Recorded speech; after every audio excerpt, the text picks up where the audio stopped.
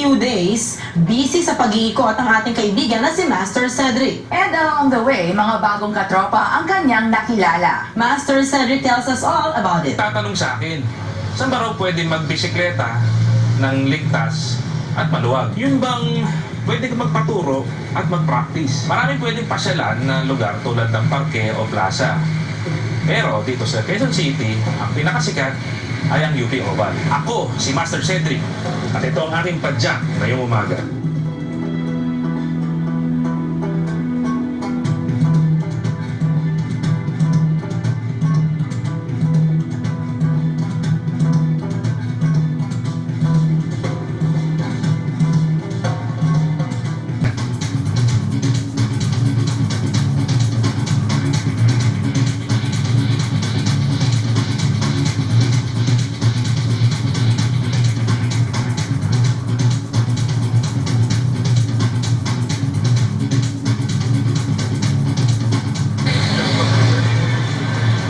Madalas dito magkita sa tambayan ng tindahan.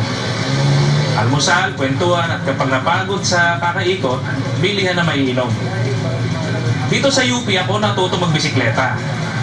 At dito ko rin nakilala ang mga kapwa ko folding bike enthusiast.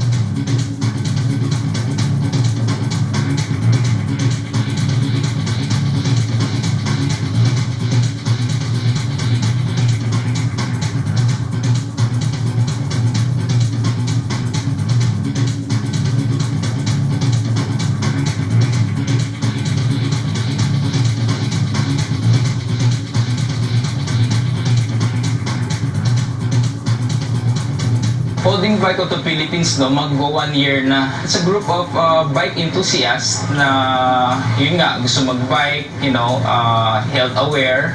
And then, yun, mahilig din sa mga out of town, ganyan, and city biking. We have 200 members already. Well, first of all, no, you must have a folding bike. Mahilig din mag-out of town, mag-bike around sa city. And of course, dapat ka rin, have a good, pleasing personality. Because it's not all about biking din eh. It's all about friendship. I have this bike for 2 weeks na, no? It's just came in from UK. And this is a Brompton bike. And ang maganda dito is yung pagka-fold niya is very compact. Folding bike din kasi is like more of your personality eh. Marami siyang klase. Meron siyang pang off-road, meron siyang pang karera, for racing, and for leisurely biking. So, depende na sa'yo. For riding, of course, importante, safety comes first.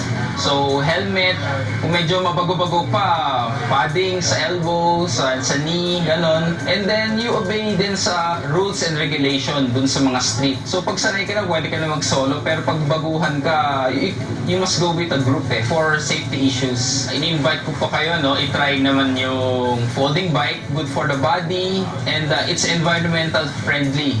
And especially, since natutupi siya, it's very portable. Pwede niyong dalhin sa office, sa kahit sa anong lugar na gusto yung pwedeng puntahan.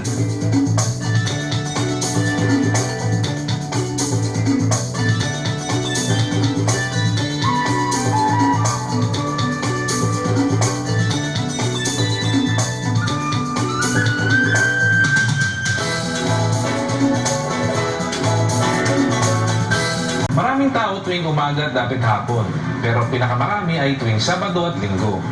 O nga pala, sarado sa anumang sasakyan ang pagpasok ng oval pag Linggo para naman libre ang mga taong naglakad o mag-jogging at syempre magbisikleta.